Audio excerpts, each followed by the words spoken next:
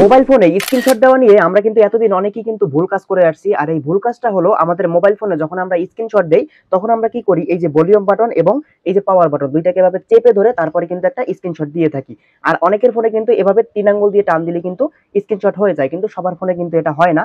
তো এই কাজটা যদি আপনি করেন, আপনার এই যে ফোনের যে ভলিউম বাটন এবং পাওয়ার বাটন চেপে ধরে যদি আপনি স্ক্রিনশট দেন, তাহলে খুব তাড়াতাড়ি কিন্তু আপনার ফোনের এই যে পাওয়ার বাটন এবং ভলিউম বাটন কিন্তু নষ্ট হয়ে যাবে। তাই আজকের এই ভিডিওতে আপনাদেরকে এমন একটি সহজ পদ্ধতি দেখাবো, যেটার মাধ্যমে খুব সহজে আপনার ফোনের এই যে হোম বাটনটা এখানে চেপে ধরলেই সাথে সাথে কিন্তু এরকম ভাবে স্ক্রিনশট হয়ে যাবে। তো এটা কিভাবে করবেন চলুন মোবাইল স্ক্রিনে আপনাদেরকে দেখিয়ে দিই। এবারে আমাদের প্রথমে ছোট একটা অ্যাপের প্রয়োজন হবে। এজন্য আপনি গুগল প্লে স্টোরে চলে আসবেন। এবারে উপরে সার্চ বারে ক্লিক করে এখানে লিখবেন স্ক্রিনশট অ্যাসিস্ট্যান্ট। এরপরে প্রথমে যে অ্যাপটা চলে আসবে, অ্যাপটাকে আপনি ইনস্টল করে নেবেন।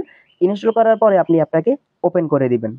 যখনই আপনি অ্যাপটা ওপেন করবেন, এখান থেকে নিচে এই যে অ্যারো আইকন দেখতে পারবেন, এখানে ক্লিক করবেন, নেক্সট এ ক্লিক করে দিবেন।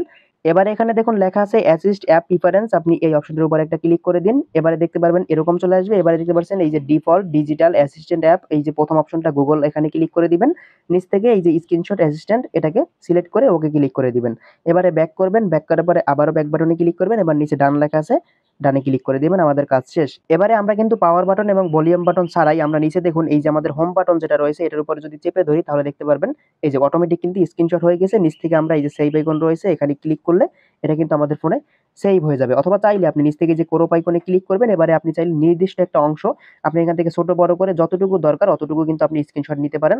তো আমি যদি চাই এতটুকু নিব, তাইলে আমি এখান থেকে এতটুকু সিলেক্ট করব, নিচ থেকে সেভে ক্লিক করলে এটা কিন্তু আমার ফোন গ্যালারিতে সেভ হয়ে যাবে। এই যে দেখুন এগুলো কিন্তু আমার ফোনে সেভ হয়ে গেছে। যদি আজকের এই ভিডিওটি ভালো লাগে অবশ্যই শেয়ার করে দিবেন এবং পেজ থেকে দেখলে ফলো করবেন, চ্যানেল থেকে দেখলে সাবস্ক্রাইব করে সাথে থাকবেন।